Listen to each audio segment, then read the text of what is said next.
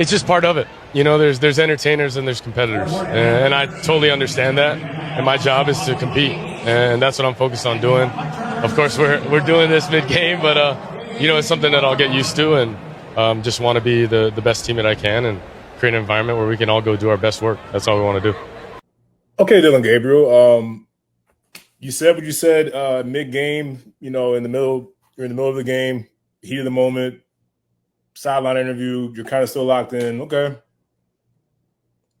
But my thing is, like, why did you go there? What was the point of that? Now, in his defense, Dillon Gabriel went to the press conference and addressed the earlier interview saying that it had nothing to do with Sheduer. It was about the media. So but at the same time, it's like, well, even if it was, and I don't buy it, I really don't buy it at all. I think it definitely was about Sheduer. It had nothing to do with the media. Why are you going at the media, Dillon Gabriel? You're a third-round pick, and you're not safe as a roster spot. You're never safe. So why are you drawing attention to yourself?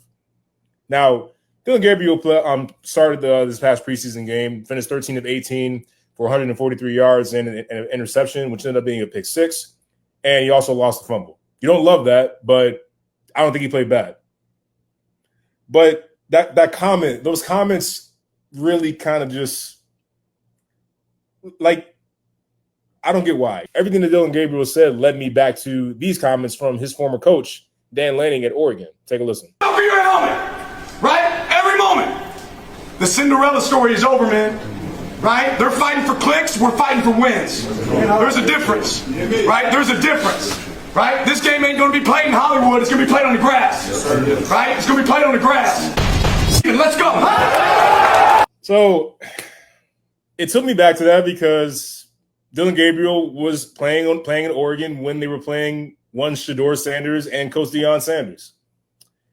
So now we're back to entertainers, Hollywood, playing for clicks, all that kind of messes together. So the average viewer who has been following this story, one's going to make you think, well, how can people not think this isn't about Sheduer Sanders, your teammate on the Cleveland Browns? How can one not think that? You know, that's everyone's initial thought went to, oh, he definitely took a shot at Sheduer Sanders. And for what?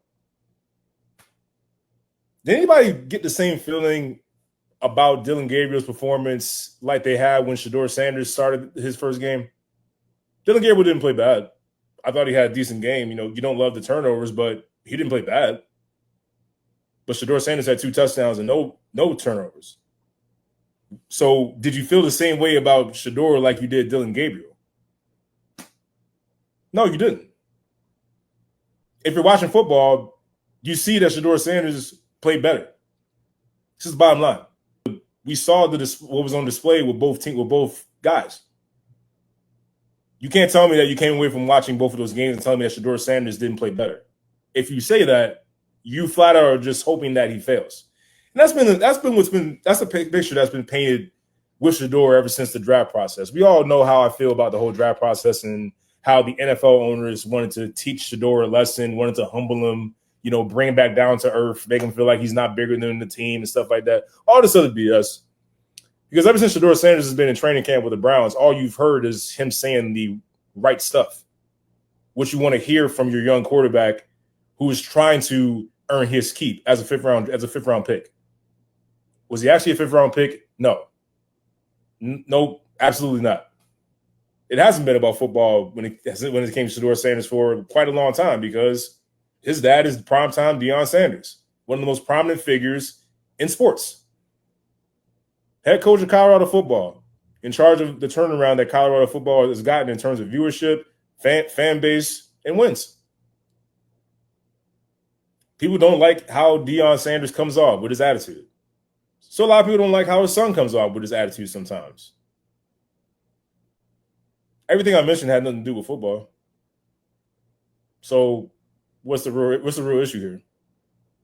Now, look, I don't know the guy. A lot of people can take his word for it, saying it wasn't about Sheduer. I think it was.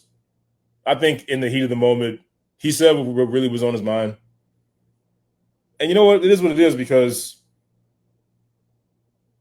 as the days go by, that comment's going to be forgotten about because I think Dillon Gabriel is going to be an afterthought. I don't think he's going to be a starting quarterback in Cleveland I think he's destined to be a backup somewhere, if not Cleveland, somewhere else. I don't think Dillon Gabriel is that good. So I think eventually he'll turn into an afterthought, as well as those comments.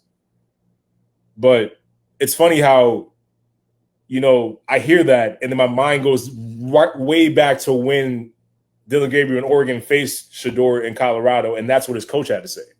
So his comments sounded like his coach, and we knew what that was about. There was no hiding it. Hollywood, playing for clicks, all that stuff. Come on, man. Maybe it wasn't about Sheduer. Maybe it really wasn't. I don't know the guy. We can take his word for it. I'm just telling you how I feel about it. I think it was definitely a shot at Sheduer for no reason. And even if it was a shot at the media, why are you taking a shot at the media for what? You're not the starting quarterback for the Cleveland Browns. They just named Joe Flacco the starting quarterback. So why are you making noise for the wrong reasons? It was a really ignorant comment, and there was really no reason for it.